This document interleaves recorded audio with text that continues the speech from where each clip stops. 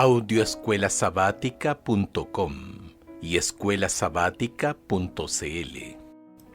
Lección número 2, para el 12 de octubre de 2024. Signos de divinidad, sábado 5 de octubre. Para memorizar. Jesús respondió: Yo soy la resurrección y la vida. El que cree en mí, aunque muera, vivirá. Todo el que vive y cree en mí, no morirá para siempre. ¿Crees esto? Juan capítulo 11, versos 25 y 26.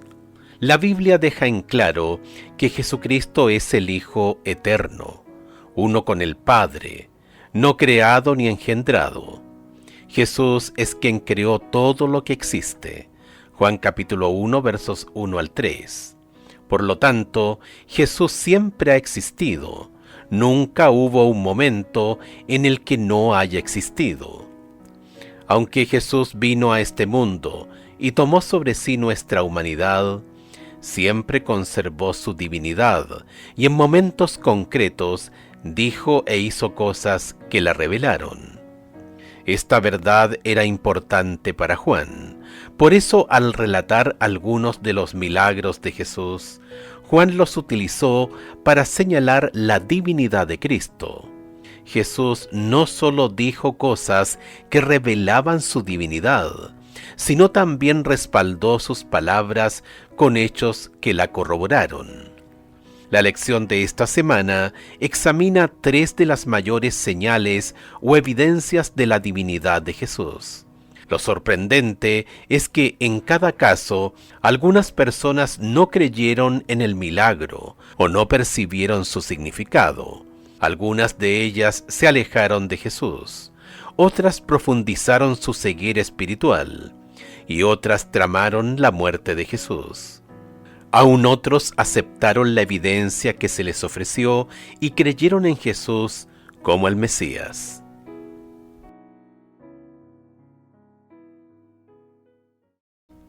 Domingo 6 de octubre, la alimentación de los 5.000.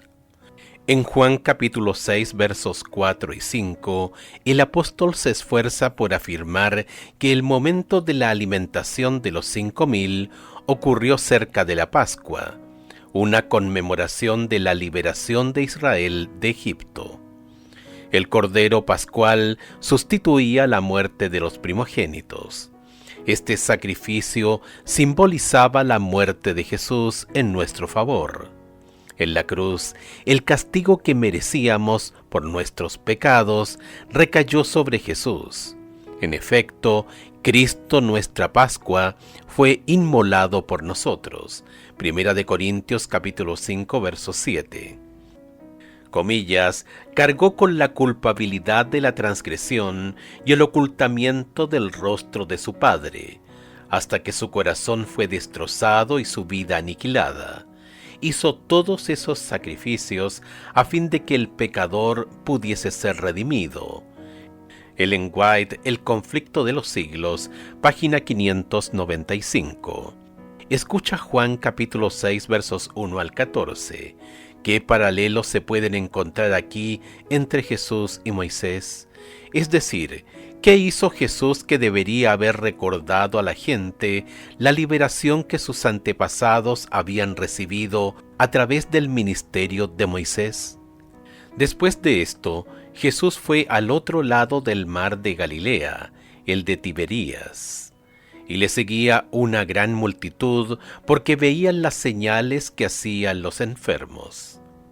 Entonces subió Jesús a un monte y se sentó allí con sus discípulos, y estaba cerca la Pascua, la fiesta de los judíos. Cuando alzó Jesús los ojos y vio que había venido a él gran multitud, dijo a Felipe: ¿De dónde compraremos pan para que coman estos? Pero esto decía para probarle, porque él sabía lo que había de hacer. Felipe le respondió: 200 denarios de pan no bastarían para que cada uno de ellos tomase un poco. Uno de sus discípulos, Andrés, hermano de Simón Pedro, le dijo: Aquí está un muchacho que tiene 5 panes de cebada y 2 pececillos, mas ¿qué es esto para tantos? Entonces Jesús dijo: haced recostar a la gente. Y había mucha hierba en aquel lugar, y se recostaron como en número de 5,000 varones. Y tomó Jesús aquellos panes, y habiendo dado gracias, los repartió entre los discípulos, y los discípulos entre los que estaban recostados, asimismo de los peces cuanto querían. Y cuando se hubieron saciado, dijo a sus discípulos: recoged los pedazos que sobraron, para que no se pierda nada. Recogieron pues y llenaron 12 cestas de pedazos, que de los 5 panes de cebada sobraron a los que habían comido. Aquellos hombres entonces, viendo la señal que Jesús había hecho, dijeron: este verdaderamente es el profeta que había de venir al mundo. Numerosos detalles de esta historia representan un paralelo con Moisés en el Éxodo. El momento de la Pascua, Juan capítulo 6, verso 4, apunta a la gran liberación respecto de Egipto. Jesús sube a una montaña. Juan capítulo 6, verso 3, así como Moisés ascendió al Sinaí. Jesús pone a prueba a Felipe. Juan capítulo 6, versos 5 y 6, como los israelitas fueron puestos a prueba en el desierto. La multiplicación de los panes, Juan capítulo 6, verso 11, recuerda al maná. La recolección de las sobras, Juan capítulo 6, verso 12, recuerda la del maná por parte de los israelitas. Se recogen 12 cestas de sobras, Juan capítulo 6, verso 13, el número de las tribus de Israel. Y la gente comenta que Jesús es el profeta que viene al mundo. Juan capítulo 6, verso 14, paralelismo con el profeta como Moisés, predicho en Deuteronomio capítulo 18, verso 15. Todo esto señala a Jesús como el nuevo Moisés, venido para liberar a su pueblo. Así Juan muestra a Jesús haciendo señales y prodigios que en su contexto deberían haber tenido un significado especial para el pueblo judío. Les estaba mostrando en esencia su propia divinidad. Escucha Isaías capítulo 53 versos 4 y 7 y Primera de Pedro capítulo 2 verso 24. ¿Qué gran verdad enseñan estos textos acerca de Jesús como el Cordero de Dios? ¿Cómo se relaciona su divinidad con esta verdad? ¿Y por qué es la verdad más importante que podemos conocer? Isaías capítulo 53 versos 4 al 7. Ciertamente llevó él nuestras enfermedades y sufrió nuestros dolores, y nosotros le tuvimos por azotado, por herido de Dios y abatido. Mas él herido fue por nuestras rebeliones, molido por nuestros pecados. El castigo de nuestra paz fue sobre él, y por su llaga fuimos nosotros curados. Todos nosotros nos descarriamos como ovejas, cada cual se apartó por su camino. Mas Jehová cargó en él el pecado de todos nosotros. Angustiado él y afligido, no abrió su boca. Como cordero fue llevado al matadero, y como oveja delante de sus trasquiladores, enmudeció y no abrió su boca. Primera de Pedro capítulo 2 verso 24.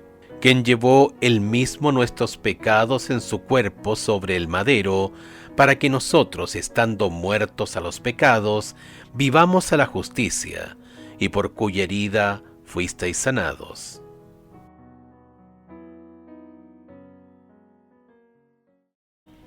Lunes 7 de octubre. Realmente este es el profeta. Escucha Juan capítulo 6 versos 14 y 15 y versículos 26 al 36. Cómo respondió la gente a su milagro y cómo lo utilizó Jesús para enseñarles quién era. Juan capítulo 6 versos 14 y 15. Aquellos hombres entonces, viendo la señal que Jesús había hecho, dijeron: este verdaderamente es el profeta que había de venir al mundo. Pero entendiendo Jesús que iban a venir para apoderarse de él y hacerle rey, volvió a retirarse al monte él solo. Versículos 26 al 36.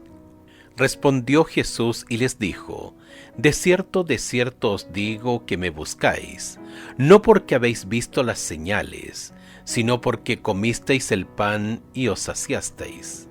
Trabajad no por la comida que perece, sino por la comida que a vida eterna permanece, la cual el Hijo del Hombre os dará, porque a éste señaló Dios el Padre. Entonces le dijeron: ¿qué debemos hacer para poner en práctica las obras de Dios?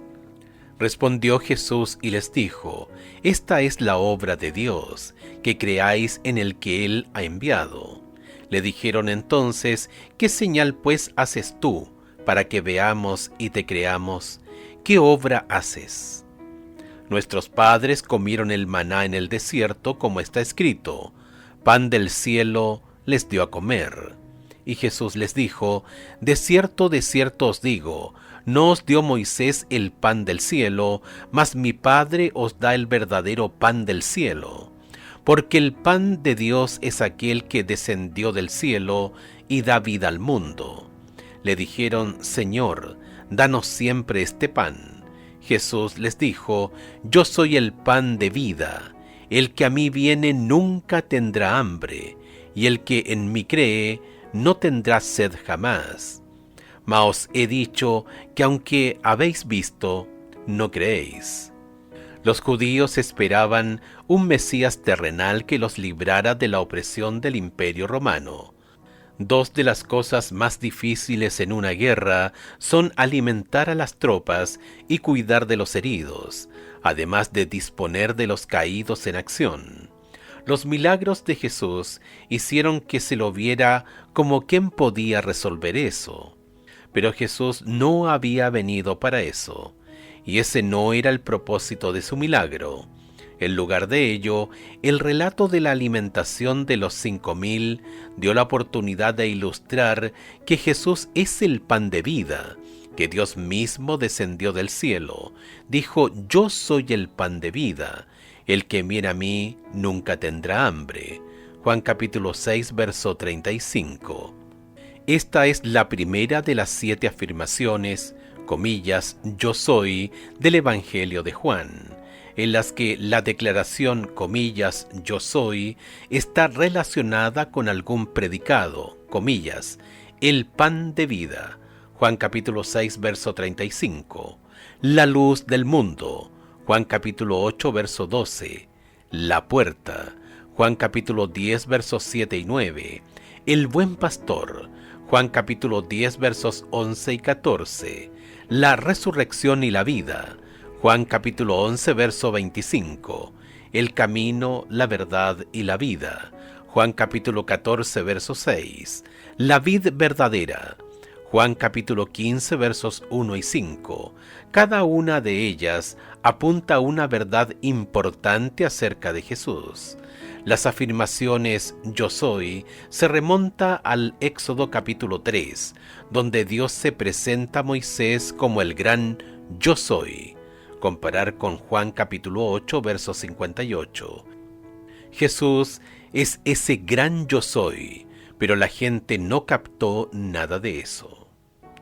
Con corazón desconforme, preguntaban: ¿por qué si Jesús podía hacer obras tan admirables como las que habían presenciado, no podía dar a todos los suyos salud, fuerza y riqueza, y librarlos de sus opresores, y exaltarlos al poder y la honra? El hecho de que se aseverara ser el enviado de Dios y sin embargo se negara a ser rey de Israel era un misterio que no podían sondear. Su negativa fue malinterpretada. Muchos concluyeron que no se atrevía a presentar sus derechos porque él mismo dudaba del carácter divino de su misión. Así abrieron su corazón a la incredulidad, y la semilla que Satanás había sembrado llevó fruto según su especie: incomprensión y deserción. Ellen White, El deseado de todas las gentes, página 349. Buscaban el beneficio material, no la verdad que perdura eternamente. Esta es una trampa que todos enfrentamos potencialmente si no somos cuidadosos. ¿Cómo podemos evitar quedar atrapados en las cosas materiales a expensas de lo espiritual?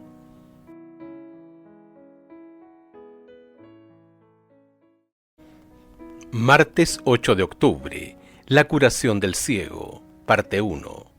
Escucha Juan capítulo 9 versos 1 al 16. ¿Cuál era, según los discípulos, la causa de la ceguera de este hombre? ¿Cómo corrigió Jesús esas ideas erróneas?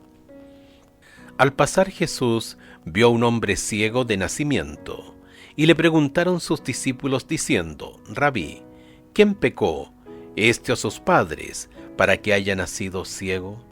Respondió Jesús: no es que pecó éste ni sus padres, sino para que las obras de Dios se manifiesten en él.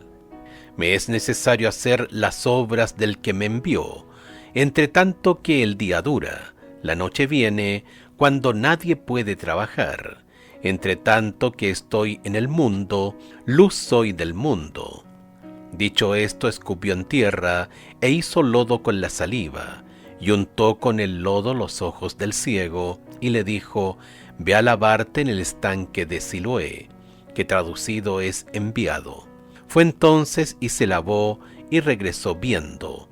Entonces los vecinos y los que antes le habían visto que era ciego, decían: ¿no es este el que se sentaba y mendigaba? Unos decían: él es, y otros: a él se parece. Él decía: yo soy. Y le dijeron: ¿cómo te fueron abiertos los ojos? Respondió él y dijo: aquel hombre que se llama Jesús hizo lodo, me untó los ojos y me dijo: ve al Siloé y lávate. Y fui y me lavé y recibí la vista. Entonces le dijeron: ¿dónde está él? Él dijo: no sé. Llevaron ante los fariseos al que había sido ciego. Y era día de reposo cuando Jesús había hecho el lodo y le había abierto los ojos. Volvieron pues a preguntarle también los fariseos cómo había recibido la vista. Él les dijo: me puso lodo sobre los ojos y me lavé y veo. Entonces algunos de los fariseos decían: ese hombre no procede de Dios, porque no guarda el día de reposo. Otros decían: ¿cómo puede un hombre pecador hacer estas señales? Y había disensión entre ellos. Los discípulos relacionaron la enfermedad con el pecado. Varios pasajes del Antiguo Testamento apuntan en esa dirección. Comparar con Éxodo capítulo 20, verso 5, Segunda de Reyes capítulo 5, versos 15 al 27, Segunda de Reyes capítulo 15, verso 5, Segunda de Crónicas capítulo 26, versos 16 al 21. Pero la historia de Job debería haber sido suficiente para demostrar que tal conexión no es siempre el caso. Jesús aclara el asunto, sin negar que exista a veces cierta relación de causa y efecto entre el pecado y el sufrimiento, pero en este caso señalado un propósito más elevado: que Dios sea glorificado por la curación. El relato contiene ciertas afinidades con la historia de la creación, cuando Dios formó al primer hombre del polvo de la tierra. Génesis capítulo 2, verso 7. Del mismo modo que Jesús hace barro para suplir al ciego de lo que carecía al nacer. En Mateo, Marcos y Lucas, los relatos de milagros siguen un patrón común: la descripción del problema, la presentación de la persona a Jesús, la curación y el reconocimiento de la curación con alabanzas a Dios. En el relato de Juan capítulo 9, esta secuencia se completa en Juan capítulo 9, verso 7. Pero como es típico en Juan, el significado del milagro se convierte en un tema de discusión mucho más amplio, que conduce a una larga interacción entre el hombre curado y los líderes religiosos. Esta sorprendente discusión gira en torno a dos pares de conceptos entrelazados y contrapuesto: pecado, obras de Dios, y ceguera, visión. El narrador informa al lector recién en Juan capítulo 9, verso 14, que Jesús hizo este milagro en sábado, lo que según la tradición, no la Biblia, significaba violar el cuarto mandamiento. Por lo tanto, los fariseos lo consideraron un transgresor del sábado. La conclusión de ellos fue que él no venía de Dios, pues sostenían que, comillas, no guardaba el sábado, pero a otros les parecía preocupante que un pecador pudiera hacer tales señales. Juan capítulo 9, verso 16. La discusión está lejos de terminar, pero ya aparece una división. El ciego tiene cada vez más claro quién es Jesús, pero los dirigentes religiosos están cada vez más confundidos o ciegos en cuanto a su verdadera identidad.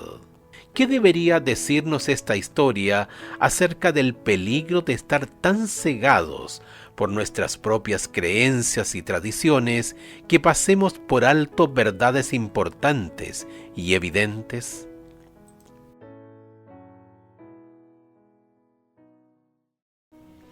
Miércoles 9 de octubre. La curación del ciego, parte 2. Escucha Juan capítulo 9, versos 17 al 34. ¿Qué preguntas hicieron los líderes al ciego y cómo respondió él? Entonces volvieron a decirle al ciego: ¿qué dices tú del que te abrió los ojos? Y él dijo que es profeta. Pero los judíos no creían que él había sido ciego y que había recibido la vista, hasta que llamaron a los padres del que había recibido la vista y le preguntaron diciendo: ¿es este vuestro hijo el que vosotros decís que nació ciego? ¿Cómo pues ve ahora? Sus padres respondieron y les dijeron: sabemos que este es nuestro hijo y que nació ciego, pero cómo ve ahora no lo sabemos, o quién le haya abierto los ojos, nosotros tampoco lo sabemos. ¿Edad tiene? Preguntadle a él hablará por sí mismo. Esto dijeron sus padres porque tenían miedo de los judíos, por cuanto los judíos ya habían acordado que si alguno confesase que Jesús era el Mesías, fuera expulsado de la sinagoga. Pero eso dijeron sus padres: ¿edad tiene? Preguntadle a él. Entonces volvieron a llamar al hombre que había sido ciego y le dijeron: da gloria a Dios, nosotros sabemos que ese hombre es pecador. Entonces él respondió y dijo: si es pecador, no lo sé. Una cosa sé, que habiendo yo sido ciego, ahora veo. Le volvieron a decir: ¿qué te hizo? ¿Cómo te abrió los ojos? Él les respondió: ya os lo he dicho y no habéis querido oír. ¿Por qué lo queréis oír otra vez? ¿Queréis también vosotros haceros sus discípulos? Y le injuriaron y dijeron: tú eres su discípulo, pero nosotros discípulos de Moisés somos. Nosotros sabemos que Dios ha hablado a Moisés, pero respecto a ese, no sabemos de dónde sea. Respondió el hombre y les dijo: pues esto es lo maravilloso, que vosotros no sepáis de dónde sea, y a mí me abrió los ojos. Y sabemos que Dios no oye a los pecadores, pero si alguno es temeroso de Dios y hace su voluntad, a ese oye. Desde el principio no se ha oído decir que alguno abriese los ojos a uno que nació ciego. Si éste no viniera de Dios, nada podría ser. Respondieron y le dijeron: tú naciste del todo en pecado, y nos enseñas a nosotros, y le expulsaron. Esta larga sección de Juan capítulo 9 es la única parte del Evangelio en la que Jesús no es el actor principal, aunque ciertamente es el tema de discusión. Así como la cuestión del pecado dio inicio a la historia, Juan capítulo 9, verso 2, los fariseos piensan que Jesús es un pecador porque sanó al ciego en sábado. Juan capítulo 9, versos 16 y 24, y calumnian al hombre sanado diciéndole, en pecado eres nacido del todo. Juan capítulo 9, verso 34. Se produce una curiosa inversión. El ciego ve cada vez más, no solo físicamente, sino también espiritualmente, a medida que crece su aprecio por Jesús y su fe en Él.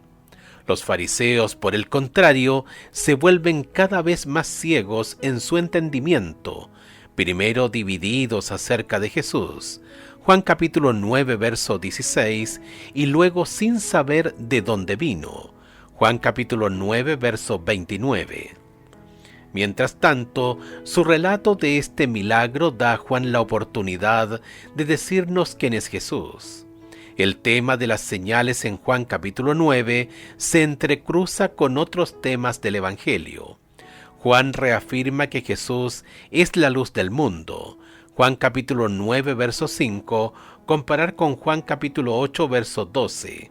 El relato también aborda el misterioso origen de Jesús. ¿Quién es? ¿De dónde viene? ¿Cuál es su misión? Juan capítulo 9, versos 12 y 29, comparar con Juan capítulo 1, verso 14. La figura de Moisés, a la que se hace referencia en anteriores relatos de milagros, también aparece en este capítulo. Juan capítulo 9, versos 28 y 29, comparar con Juan capítulo 5, versos 45-46. Juan capítulo 6, verso 32. Por último, está el tema de la respuesta de la multitud. Algunos aman más a las tinieblas que a la luz, mientras que otros responden con fe. Juan capítulo 9, versos 16 al 18, versos 35 al 41. Comparar con Juan capítulo 1, versos 9 al 16, capítulo 3, versos 16 al 21, capítulo 6, versos 60 al 71. Lo que asusta aquí es la ceguera espiritual de los líderes religiosos. Un mendigo antes ciego puede declarar: desde el principio del mundo no se ha oído que nadie abriera los ojos a un ciego de nacimiento. Si éste no fuera de Dios, nada podría ser. Juan capítulo 9, versos 32 y 33. Sin embargo, los líderes religiosos, los guías espirituales de la nación, quienes debieron ser los primeros en reconocer a Jesús y aceptarlo como el Mesías, no pueden verlo, a pesar de toda la poderosa evidencia. En realidad, no quieren verlo. Qué poderosa advertencia acerca de cómo nuestros corazones pueden engañarnos. Escucha 1 de Corintios capítulo 1, versos 26 al 29, cómo armoniza lo que Pablo escribe allí con lo que sucedió en esta escena y cómo se aplica el mismo principio, incluso ahora. Pues mirad, hermanos, vuestra vocación, que no sois muchos sabios según la carne, ni muchos poderosos, ni muchos nobles, sino que lo necio del mundo escogió Dios para avergonzar a los sabios, y lo débil del mundo escogió Dios para avergonzar a lo fuerte. Y lo vil del mundo y lo menospreciado escogió Dios, y lo que no es para deshacer lo que es, a fin de que nadie se jacte en su presencia.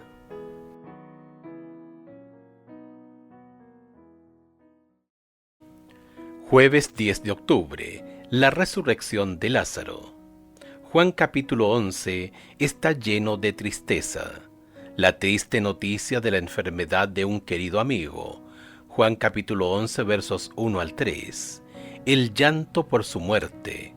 Juan capítulo 11 versos 19, 31 y 33. El lamento de las hermanas de que Lázaro no habría muerto si Jesús hubiera estado presente. Juan capítulo 11 versos 21 y 32, y las propias lágrimas de Jesús. Juan capítulo 11 verso 35. Jesús esperó 2 días antes de emprender el viaje hacia el hogar de Lázaro. Juan capítulo 11, verso 6, y dijo incluso que se alegraba de no haber ido antes. Juan capítulo 11, versos 14 y 15. Esto no fue un acto de insensibilidad hacia el sufrimiento de Lázaro y de sus hermanas, sino su deseo de revelar más plenamente la gloria de Dios. Cuando llegamos a Juan capítulo 11, versos 17 al 27, Lázaro lleva 4 días muertos y su cuerpo ya estaba en franco proceso de descomposición. Como dijo Marta, Señor, hiede ya, que es de 4 días. Juan capítulo 11, verso 39. Sin duda, el retraso de Jesús solo contribuyó a que el milagro que siguió fuera aún más asombroso.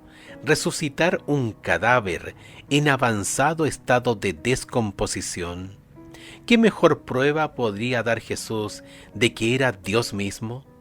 Y como Dios, como aquel que creó la vida al comienzo, Jesús tenía poder sobre la muerte. Así Jesús aprovecha esta oportunidad, la de la muerte de Lázaro, para revelar una verdad crucial acerca de él mismo. Yo soy la resurrección y la vida. El que cree en mí, aunque muera, vivirá. Todo el que vive y cree en mí, no morirá para siempre. Juan capítulo 11, versos 25 y 26. Escucha Juan capítulo 11, versos 38 al 44.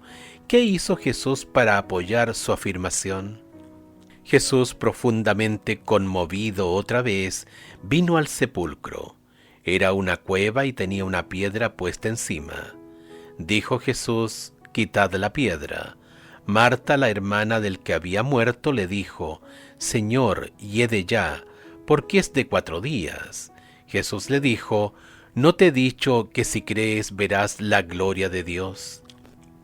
Entonces quitaron la piedra de donde había sido puesto el muerto, y Jesús, alzando los ojos a lo alto, dijo, Padre, gracias te doy por haberme oído.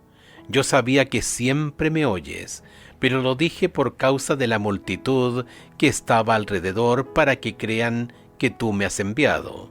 Y habiendo dicho esto, clamó a gran voz, Lázaro, ven fuera. Y el que había muerto salió, atadas las manos y los pies con vendas, y el rostro envuelto en un sudario. Jesús le dijo, desatadle y dejadle ir. Así como Jesús demostró que Él es la luz del mundo, Juan capítulo 8, verso 12, capítulo 9, verso 5, al dar la vista al ciego, Juan capítulo 9, verso 7, aquí resucita a Lázaro de entre los muertos, Juan capítulo 11, versos 43 y 44, demostrando así que Él es la resurrección y la vida, Juan capítulo 11, verso 25. Este milagro, más que ningún otro, señala a Jesús como el dador de vida, como Dios mismo. Es además un fuerte apoyo a la aseveración de Juan de que Jesús es el Hijo Divino de Dios y de quienes creen que pueden tener vida a través de él. Juan capítulo 20, versos 30 y 31.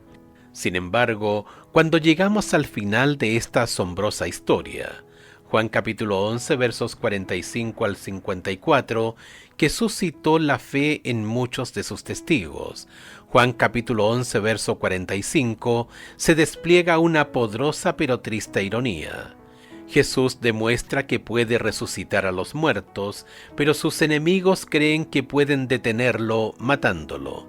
Qué ejemplo de las debilidades humanas en contraste con la sabiduría y el poder de Dios.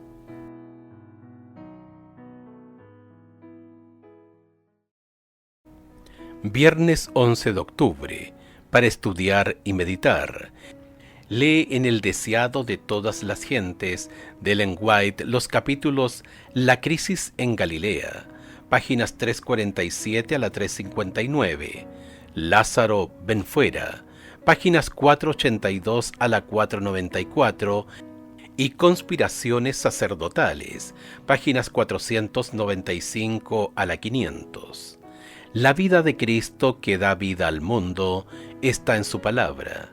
Fue por medio de su palabra como Jesús sanó la enfermedad y echó los demonios.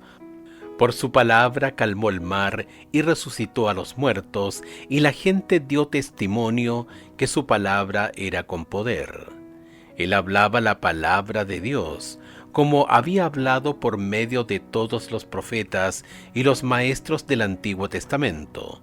Toda la Biblia es una manifestación de Cristo, y el Salvador deseaba fijar la fe de sus seguidores en la palabra. Cuando su presencia visible se hubiese retirado, la palabra debía ser la fuente de poder para ellos. Como su maestro, habían de vivir de toda palabra que sale de la boca de Dios. Mateo capítulo 4, verso 4. Así como nuestra vida física es sostenida por el alimento, nuestra vida espiritual es sostenida por la palabra de Dios. Y cada alma ha de recibir vida de la palabra de Dios para sí. Así como debemos comer por nosotros mismos a fin de recibir nutrimento, así hemos de recibir la palabra por nosotros mismos. No debemos simplemente obtenerla por medio de otra mente. Debemos estudiar cuidadosamente la Biblia, pidiendo a Dios la ayuda del Espíritu Santo a fin de comprender su palabra. Ellen White, El deseado de todas las gentes, página 354 a la 355. Preguntas para dialogar. 1. Esta semana vimos a Jesús alimentando a los 5,000, sanando a un hombre ciego de nacimiento y resucitando a Lázaro. En cada caso, Jesús proporcionó una poderosa evidencia de su divinidad. Sin embargo, estos milagros, por asombrosos que fueran, crearon división. Algunos respondieron con fe, otros con duda.